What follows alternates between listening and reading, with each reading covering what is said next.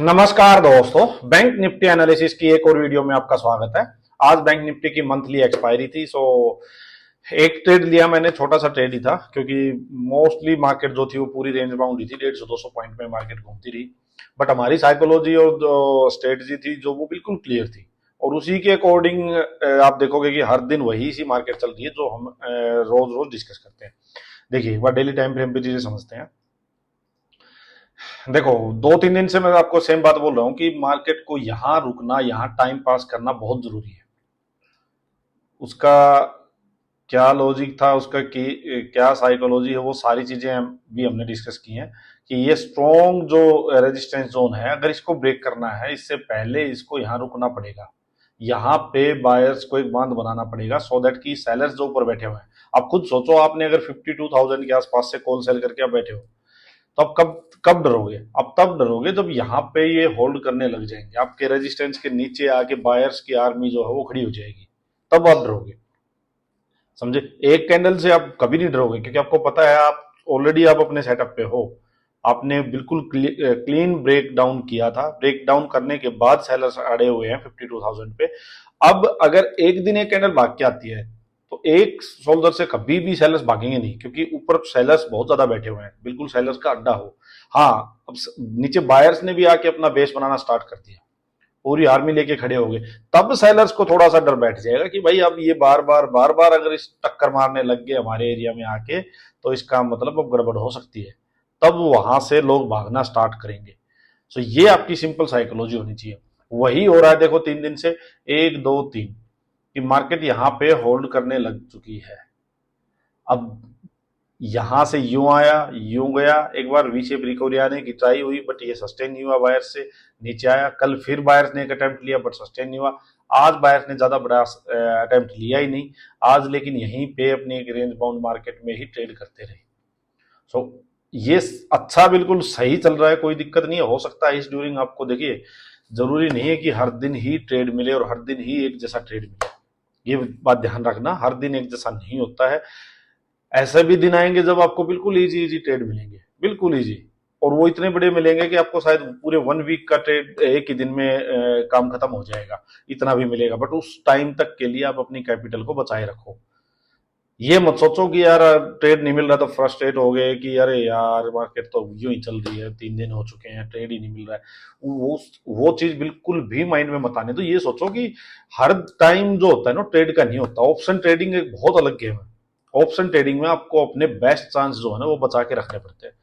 जब आपका मौका मिले उस टाइम आपको छोड़ना नहीं है, जब आपका मौका नहीं आए, जब आपका सेटअप नहीं बने, तब आपको फालतू में घुसना नहीं है। सिंपल सी बात ये है। तो अभी वही टाइम चल रहा है, ज्यादा भाग दौड़ उछल कूद नहीं करनी है। अगर कोई क्लीन बिल्कुल एक आधा ट्रेड मिलता है छोटा मोटा तो ले लो, अदरवाइज ठीक है, अपना शांत रहो, बट लॉस मत खाओ, कैपिटल बचाए रखो।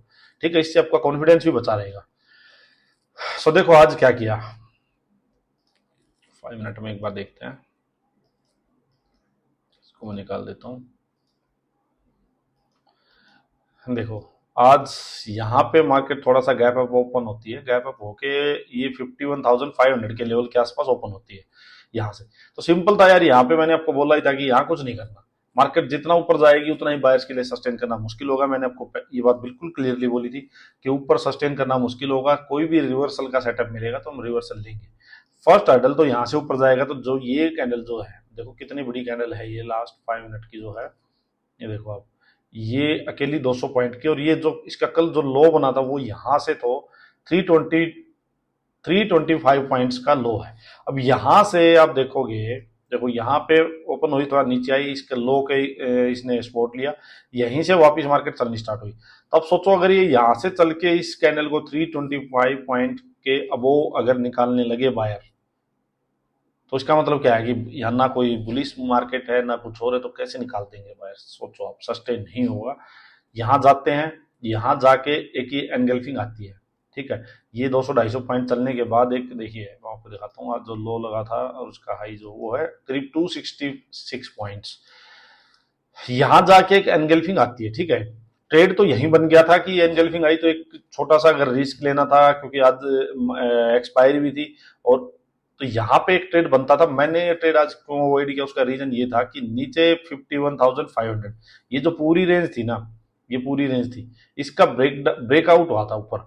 सो मेरे को ये था कि अगर ये भाई नीचे आएगा चलो कोई बात नहीं, बट ये बहुत ज्यादा बड़ी मूवमेंट दे नहीं पाएगा शायद। बट हाँ, एक चीज जो मैं मिस कर गया मॉर्निंग सेशन में इस टाइम पे, वो ये मिस कर गया कि मैं वो एक्सपायरी वाली चीज थी वो मेरे माइंड से यहाँ पे निकल गई। अगर मेरे को एक्सपायरी वाली चीज यहाँ पे माइंड में रहती तो मैं क्या करता, मेरे को ये था कि चाहे ये यहीं पे घूमता रहता है एक्सपायरी, तो वैसे भी प्रीमियम बहुत ज्यादा डेके हो जाता। यहाँ पे मैं किसी इक्विटी वगैरह कुछ देखने लगा हुआ था, कोई किसी का रिजल्ट विजल्ट आया था, मैं उसकी स्टडी कर रहा था। सो ये देखिए बहुत इंपॉर्टेंट चीज है ट्रेडिंग में। अगर आप इंट्राडे ट्रेडिंग कर रहे हो तो आपका पूरा फोकस जो है ना आपके चार्ट पे होना चाहिए। दूसरी कोई भी चीज आपको देखनी ही नहीं चाहिए, किसी भी चीज में ध्यान नहीं होना चाहिए, सिर्फ चार्ट पे देखो। क्या पता दिन में किस टाइम पे आपका मौका आएगा, वो मौका आएगा उस टाइम चुको मत। सो ये बाद में मैंने रियलाइज किया कि अरे यार ये तो बन गया था एक गेम ऑफ प्रोबेबिलिटी थी, मैं यहाँ ले सकता था क्योंकि एक्सपायरी थी।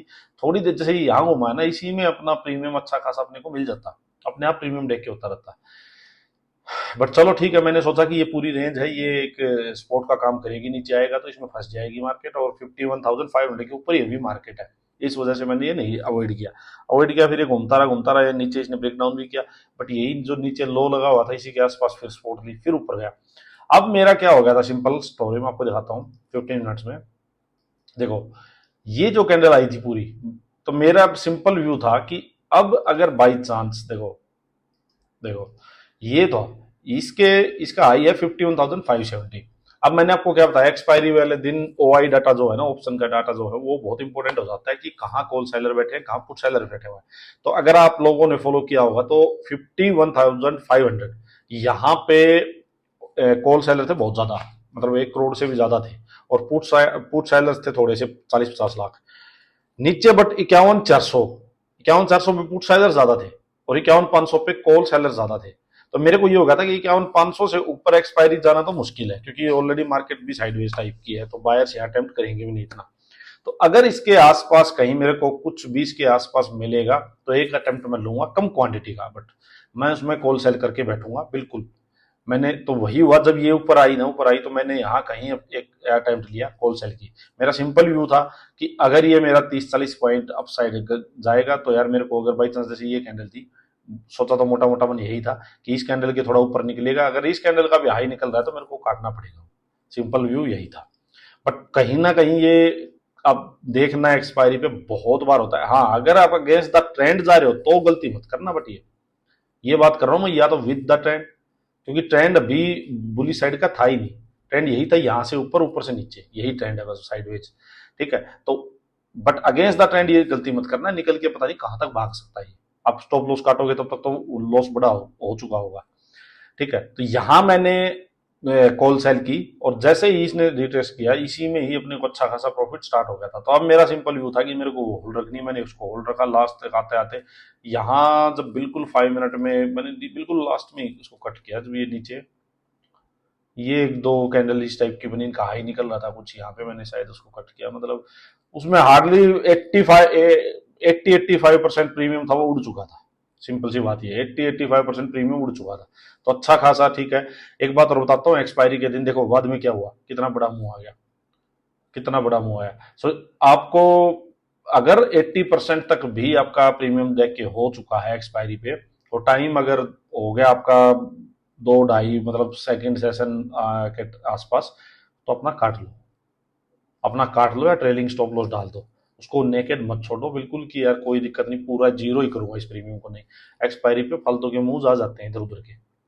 सो इस चीज का हमेशा ध्यान रखो। बस ये एक ट्रेड लिया था, ये क्वांटिटी इसमें ज्यादा नहीं थी क्योंकि यार वही था कि कोई विदाउट सेटअप वाला था। बट हाँ, ये एक्सपायरी पे कई बार मैंने आपको पहले भी चीज बताई, एक्सपायरी पे इस टाइप के ट्रेड मिलते हैं। चलिए अब देखो नेक्स्ट क्या कर सकते हैं। अभी देखिए नेक्स्ट का सिंपल सा वही है यार, जो अभी तक है वही चीज है। अब जब तक क्लैरिटी नहीं आएगी, मार्केट खुद कंफ्यूज है, बैंक निफ्टी ज्यादा स्ट्रॉन्ग नहीं है, खुद कंफ्यूज है, बायर सेलर वाली सेम चीज चल रही है, ऊपर से नीचे का ट्रेड, नीचे से ऊपर का ट्रेड। आपको क्या करना है, देखो अगर मार्केट यहीं सेम लेवल पे 51,500 के अराउंड मान लीजिए ओपन होती है, और यहीं पे ओपन होकर मार्केट क्लोजिंग के आसपास रेंज बनाने लगती है, अब रेंज बना के अगर वो डाउन साइड ब्रेक कर देगी तो छोटा सा ट्रेड डाउन साइड का लेना, सिंपल समझो, छोटा सा ट्रेड डाउन साइड का लेना। अप साइड में अब क्या करना, जब डे हाई ब्रेक हो, अपसाइड में अगर डे हाई ब्रेक होता है, देखो सिंपल सी बात समझना, डे हाई क्योंकि बहुत दूर नहीं है, देखो ये डे हाई है 51,650 के अराउंड का लगाओ। अब मान लीजिए यहीं पे ओपन हो गया, यहीं पे रेंज बनाने लग जाता है, रेंज बना के डे हाई को ब्रेक करता है, रेंज बना के ब्रेक करता है 15 मिनट में।